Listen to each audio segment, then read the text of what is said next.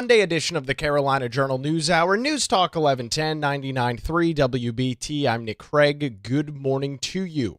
North Carolina Governor Josh Stein said that he is concerned with uncertainty surrounding the future of the Federal Emergency Management Agency, that's FEMA, as well as the National Oceanic and Atmospheric Administration, that's NOAA, and the impact it might have on the state now that the Atlantic hurricane season is officially underway.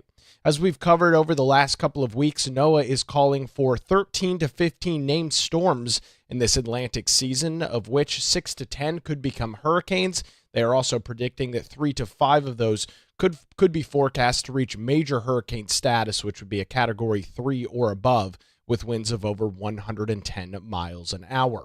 The Trump administration is considering cuts to NOAA as well as overhauling or completely dissolving FEMA to move disaster management to the states. Back in January of this year, the president established a 20-member committee via executive order to review the agency and propose potential reforms to its operation. In April, he tapped new leadership and members, keeping Michael Whatley, the chairman of the Republican National Committee and former NC GOP chair, on the council. He obviously has spent a lot of time here in North Carolina. It would make sense while he's on the committee. FEMA faced intense scrutiny after Hurricane Helene impacted a good portion of western North Carolina in late September of last year, with criticisms ranging from running out of funds and allegedly avoiding houses with Trump signs to victims being forced out of hotels at last minutes with nowhere to go and nowhere to call. Stein said a hurricane season briefing press conference on Thursday criticizing any of those cuts. This is what the governor had to say. Even as we continue the recovery process across western North Carolina from Helene's devastation, we must acknowledge that another hurricane season is already upon us. I also recognize that we're heading into this hurricane season with more uncertainty than usual as we wait to learn the futures of FEMA and NOAA, the National Oceanic and Atmospheric Administration. Cuts to NOAA and FEMA are a man-made disaster. We need these critical agencies to help us anticipate and respond to natural disasters. A lack of forecasting and a lack of funding both harm public safety. So even as we advocate to protect NOAA and FEMA, we simply have to prepare for the very real possibility that these entities will be of diminished capacity. That's the governor, audio and video, courtesy of PBS North Carolina. Stein said reimbursement rates could change with FEMA, going from a 90% split right now to a potential 75% federal match, leaving the states to come up with a 25% match instead of the normal 10%, which he said could cost the state hundreds of millions of dollars. The governor said that the potential cuts mean that the state will need the possibility of hundreds of millions of more dollars to go into the rainy day fund or the state's savings reserve account. He told reporters that the issue is currently being negotiated between the Senate, which he said proposed spending it down to nearly the bottom, and the House, which has added more money. The governor's budget calls for adding $500 million to that fund. Stein also said that he was concerned about cuts to the National Weather Service, including fewer people monitoring things like weather balloons, which have also been potentially on the chopping block, interpreting data and ultimately impacting people's lives. There were other concerns with the uncertainty of FEMA at the press conference last week, including a lot of turmoil in emergency management positions in both the state and local agencies in the western part of the state. The governor said, quote, "This is one reason why it's critical to have a strong FEMA, because most states don't have experienced natural disasters on an annual basis, the way it feels like we do here in North Carolina. Other states may not have a natural disaster for 8 or 10 years. And so those people in those positions are brand new and have never been through a big storm before and won't have much muscle memory on how to respond in the moment when all of a sudden a storm goes from a Class C to a Class A. So we need expertise that exists within FEMA." There was some discussion about lessons learned from Hurricane Helene, again impacting so many portions of western North Carolina last year. There was lessons that were learned, including the need to improve communication when the ability to get a cell phone signal and other forms of communication in many areas were wiped out for weeks on end, which was discussed during the press conference. Dealing with that, the governor said there was a speed of misinformation that also spread on social media. The governor noted, quote, "We have to figure out what we can do to get factual information out and to encourage people to seek out that factual information rather than just to repost some outrageous claims that they happen to see on social media." It was stressed that people should find reputable sources of information, for example, the National Weather Service, local media, and local emergency management, to take action as necessary. Obviously, that was incredibly complicated throughout many portions of western North Carolina last year, where there were no forms of communication for many days, and in some cases weeks on end. Will Ray, the state's director of emergency management, said that they have restructured their cross-training program and some of their exercises that they are doing internally, as well as with some of their state partners. He said that the funding model for emergency management, both at the state and local levels, heavily rely on federal grant funding. They continue to work with the governor, the legislature, as well as the delegation of congressmen and senators in Washington, D.C., to create a more sustainable funding model to support critical emergency management services across the state. Ray said that the logistics with Helene was a catastrophe and was a very significant event, noting, quote, "What we are looking at this point, the volume of needs across the disaster area, has caused us to reevaluate our logistical supply chain, the type of commodities, the amounts, and what we have staged in our warehouses, what we have available through contracted services, and making sure that we're diversifying those contracts as we look at whether we may or may not be what may or may not be available from the federal government in the future." There was also some emphasis on how North Carolina is preparing and is currently prepared for the upcoming season, with Will Ray saying that they are taking action on identifying areas for improvement. The state emergency response team is hosting workshops as well as planning sessions, conducting plan reviews, and conducting operational and logistical readiness checks. They are also expanding their training and exercise programs. The state is also in the middle of putting together floodplain mapping for the entire state using light detection and ranging. You may have heard it also described as LIDAR. He said, quote, "We're very fortunate to have some capabilities both within the various agencies at the state level, but also some partner agencies as well that allow us to take up references pre and post disasters." In addition, Ray said that they are looking for all available funding streams, both federal and state, and seeing how they can bolster things like flood gauges across the state to ensure that they've got good data, as well as maximizing the alert and warning system associated with those gauges. He also stressed that the interstate mutual aid will continue to be an important focus of theirs as uncertainty surrounding FEMA does continue. With that, there was some questions about that story last week. We covered an audit, or a rapid response audit, of the Swannanoa Community Center. A reporter did ask the governor how the state could keep costs down for recovery contracts like that, like the one highlighted that we talked about, which showed that a community care center in Swannanoa operated for 189 days and cost the state of North Carolina a whopping $27.4 million. That was an average daily cost of over $145,000 per day.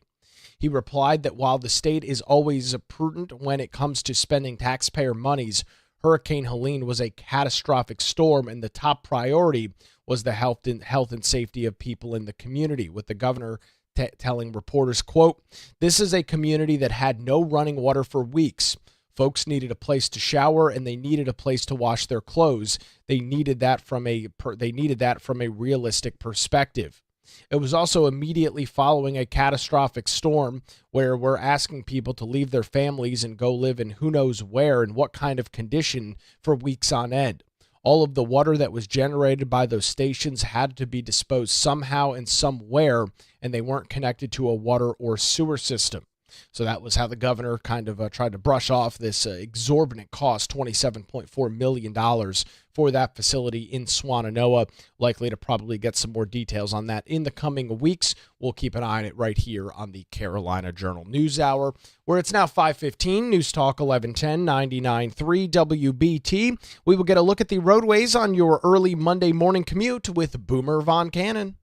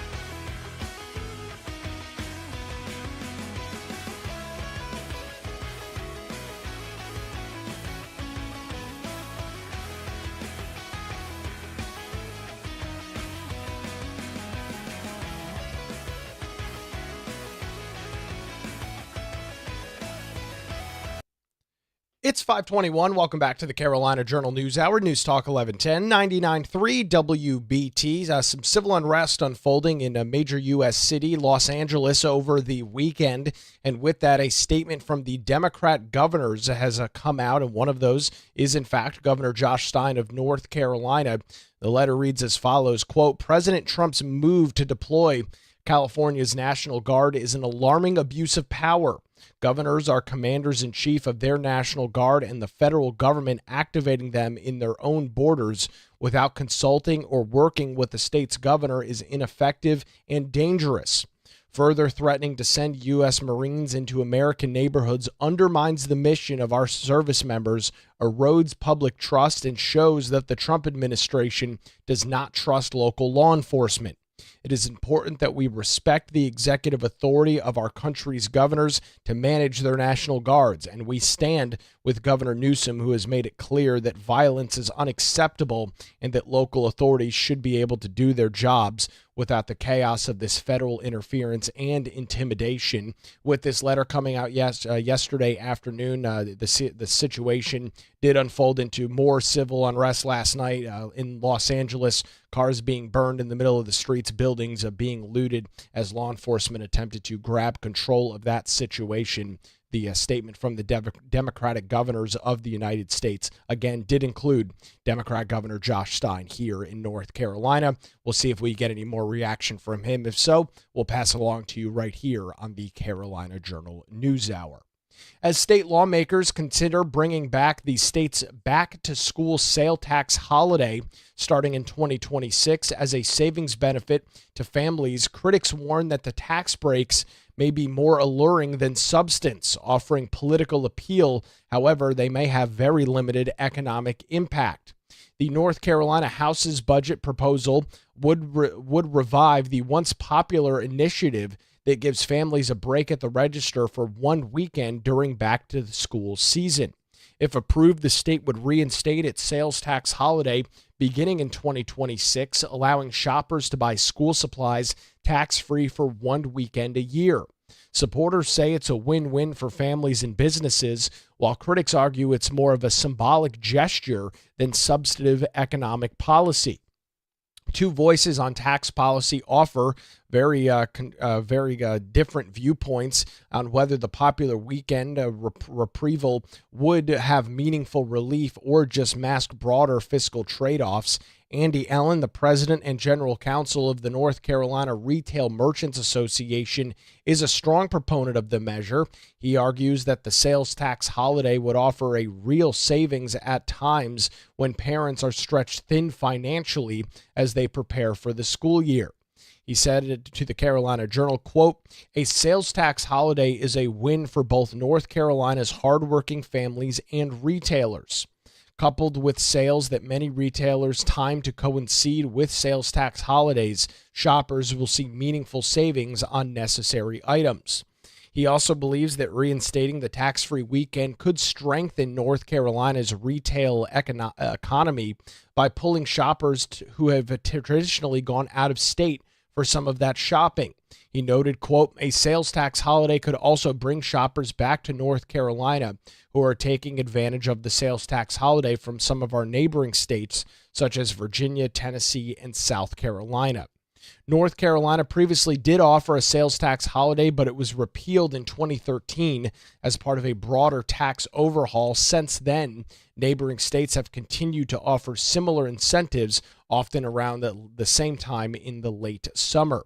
But not everyone is convinced that this sales tax holiday delivers substantive tax policy for North Carolinians. Joseph Harris, a fiscal policy analyst at the John Locke Foundation, cautions that the benefits are overstated and may not reach the families that are most in need.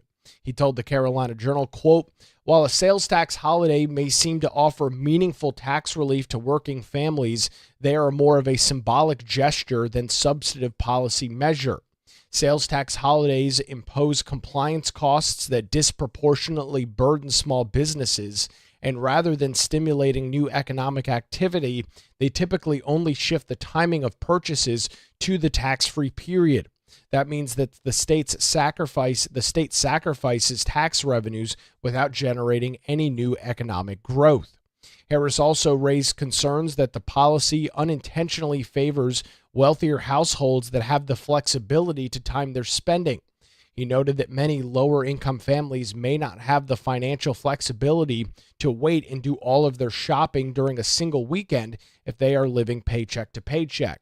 He said, quote, "Moreover, the sales tax holidays are often touted to help working-class families. However, wealthier individuals can more easily shift their spending to the tax-free period, thus enjoying a greater benefit. Furthermore, sales tax holidays are often accompanied by price increases that in some cases can erase much of the savings that the end consumer might see." North Carolina's debate over the sales tax holiday mirrors broader national conversations. According to the Tax Foundation, 19 states are offering some form of sales tax holiday offered those in 2024.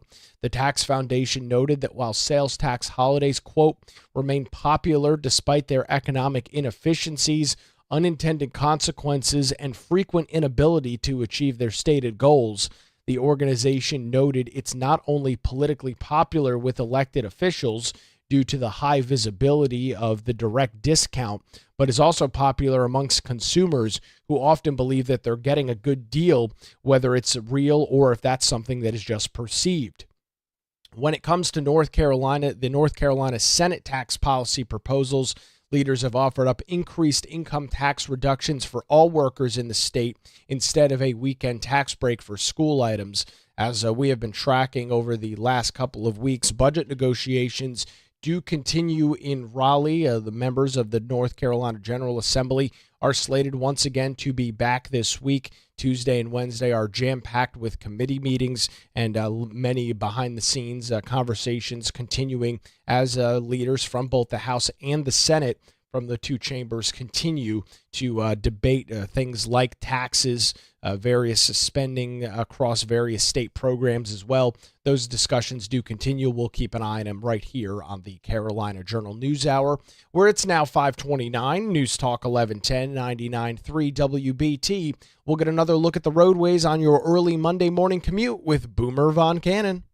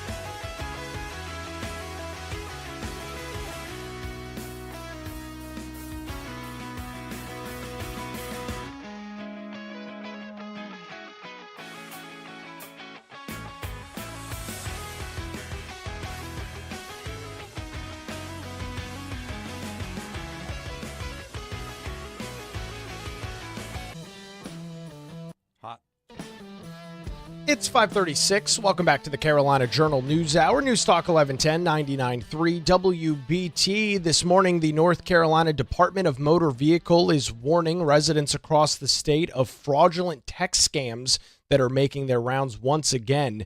NCDMV said that these scam texts are falsely claiming or falsely asking you to a false claim to request for payment for fees, fines, or tolls that may appear to be coming from NCDMV. Officials said that the Department of Motor Vehicle will never request payment through text message. The Department of Motor Vehicle said that residents should report any suspected text messages as spam, which you could do on either an iPhone or Android device, and delete them. They warn you not to click any links or provide any personal information in response to the text. The North Carolina Department of Motor Vehicle says for residents to be cautious of those scams and to protect themselves, noting that they want you to verify any NCDMV related inquiries through their official channels, which are most of the time would come through their website or a physical letter in the mail.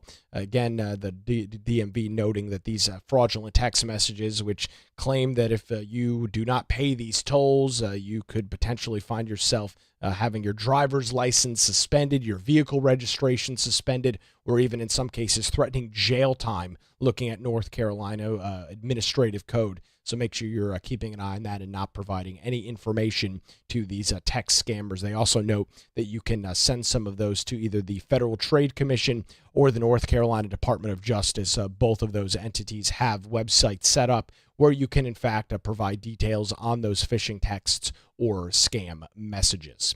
It's now 5:38. You're listening to the Carolina Journal News Hour. We've been talking a lot about the REINS Act over the last couple of months as it relates to movement in the North Carolina General Assembly. To get some more details on that this morning, it's my pleasure to welcome Tyler Voigt, the Executive Director of Americans for Prosperity here in North Carolina, to the Carolina Journal News Hour. Tyler, thanks for the time this morning.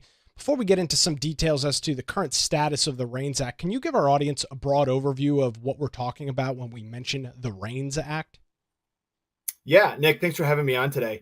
So the REINS Act, to put quite simply, is a bill that's kind of sweeping the country. We've seen this pass in states all over across the map this year, red states, blue states, swing states. And what it does is it recognizes that right now there are unelected bureaucrats in Washington, in Raleigh, and state capitals across the country that are making rules that really function as laws that cost people money. There's a litany of rules that you wouldn't even believe that have what we call a fiscal impact on the state.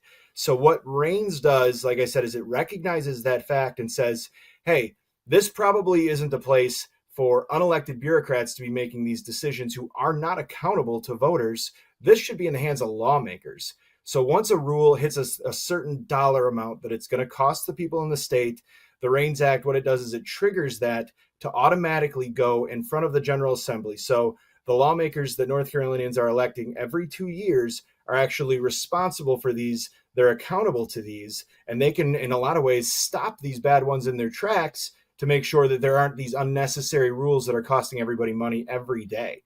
It is, like I said, I think we saw a election that in November that focused on waste, fraud, and abuse, and in this unelected bureaucracy that has kind of taken control of DC, of state capitals, and the necessary pushback on that, because we elect state legislators to do this job, to kind of govern our state. We're not electing these bureaucrats, which is why the REINS Act it's just a crucial issue.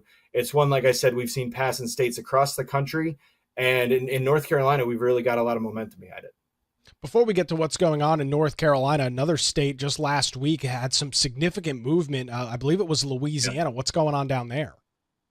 Yeah, so Louisiana actually saw their bill pass unanimously and then be concurred in the Senate. They agreed with the changes. But the fact that this is passing unanimously in a state like Louisiana, where a lot of these states have been Republican-led on REINS, but Democrats are understanding the importance of it too. They're understanding that people are electing them to do this job, not bureaucrats who work for some agency. It's something that we haven't quite seen in Raleigh. We've seen some pushback, a lot of it being from the left, almost exclusively from the left. And it's something that we've kind of said, hey, if you guys take a step back and look, this is a bipartisan issue. This is not something that's partisan. This is a good governance issue, excuse me. And it's something that we should all get behind because, like I said, citizens are out there every 2 years electing their state legislature. They should be the ones responsible for passing these costs down, and then they're the ones who could be held accountable for it.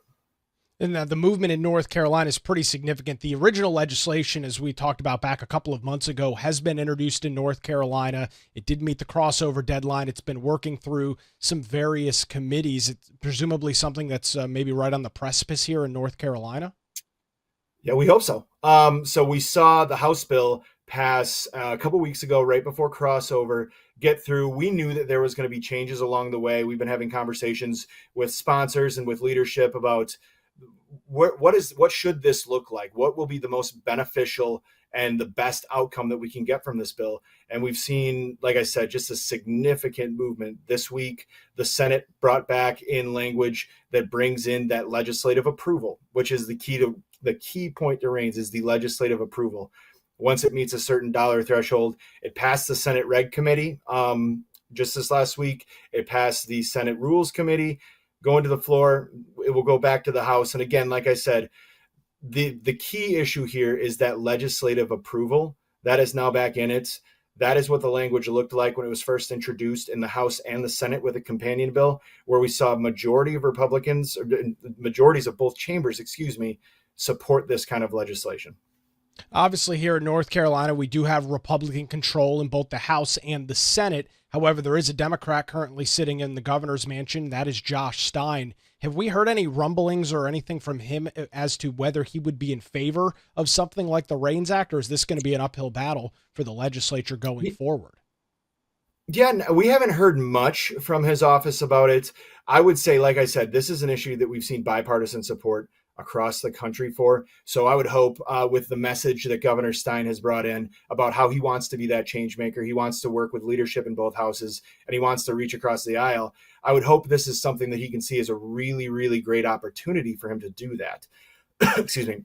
Like I said, when you have something that should be non-controversial, legislators should vote on issues that meet a certain financial threshold to the state. It's good governance. And I would hope, like I said, that Governor Stein sees this as a real opportunity once it finally reaches his desk to kind of put his money where his mouth has been and say, I'm willing to actually work on these issues that are bipartisan, that have this kind of overreaching support, and we can get this done. We'll continue to track that progress here in North Carolina. Tyler, this has been a big push, not only for Americans for Prosperity here in North Carolina, but across the country. Tell folks how they can keep clued in with what's going on here with AFPNC. Yeah, you can follow us on our social medias. We usually update on X quite frequently with the process of this bill, but you can go to Americans for Prosperity North Carolina.org and see where we're at. We also have North Star for the Old North State.com. If you go that's North Carolina specific. But the best place, like I said, to keep track of this is the AFPNC X account.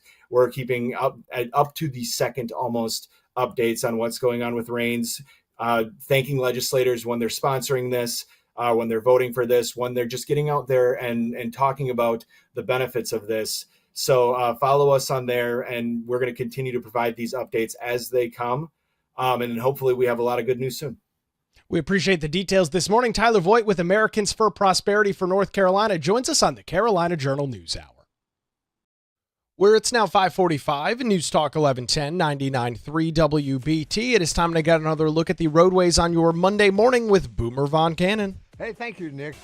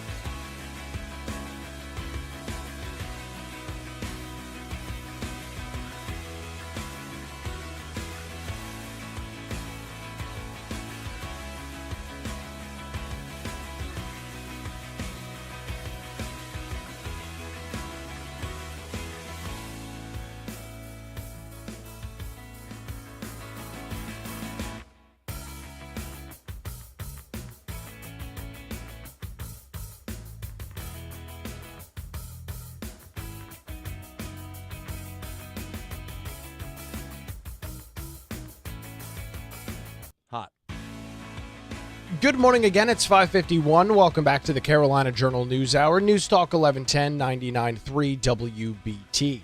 An investigation into missing campaign finance records from a candidate in Rockingham County included nearly 2 decades worth of paperwork from County Sheriff Sam Page will take place starting this week, and some sort of investigation ongoing from the North Carolina State Board of Elections. The missing reports came to light after an investigation by TV station WBTV. Page, who is currently challenging Senate Leader Phil Berger for his seat in the 2026 Republican primary, has been a sheriff in Rockingham County since 1998. He also ran for the Republican nomination for the lieutenant governor primary in 2024. WBTV contacted the Rockingham County Board of Elections to try and locate Page's campaign finance reports before 2017, but were told that those records couldn't be located. They were also told that no current County Board of Elections employee had worked at the office prior to June of 2020.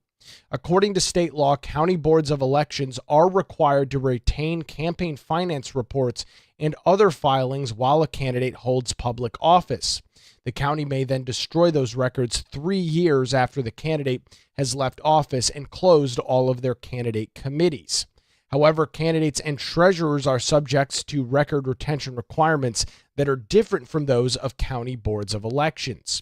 Pursuant to general statute, a candidate committee treasurer is only required to retain such reports and records for 2 years from the date of the election to which such reports refer to.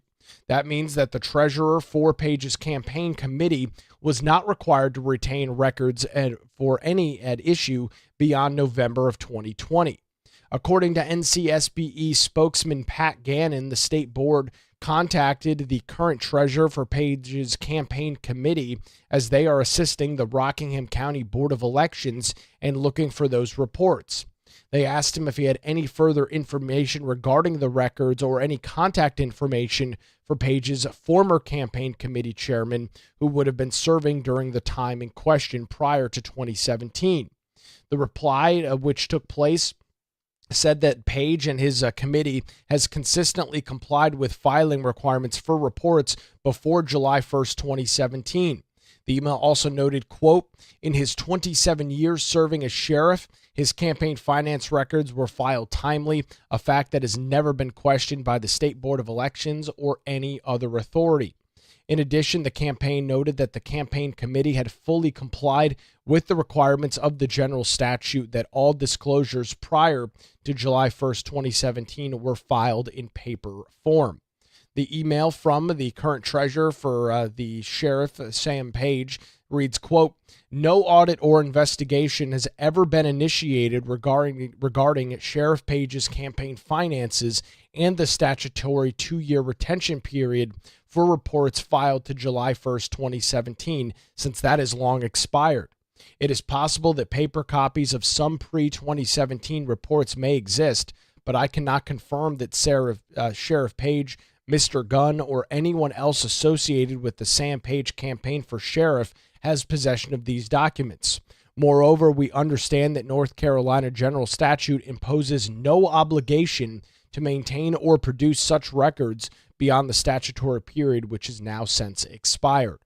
The North Carolina State Board of Elections Director Sam Hayes issued a statement on Friday afternoon that he will be sending an investigator from the state board this week to meet with the county's Board of Elections Director to gather potential additional details on some of those missing reports.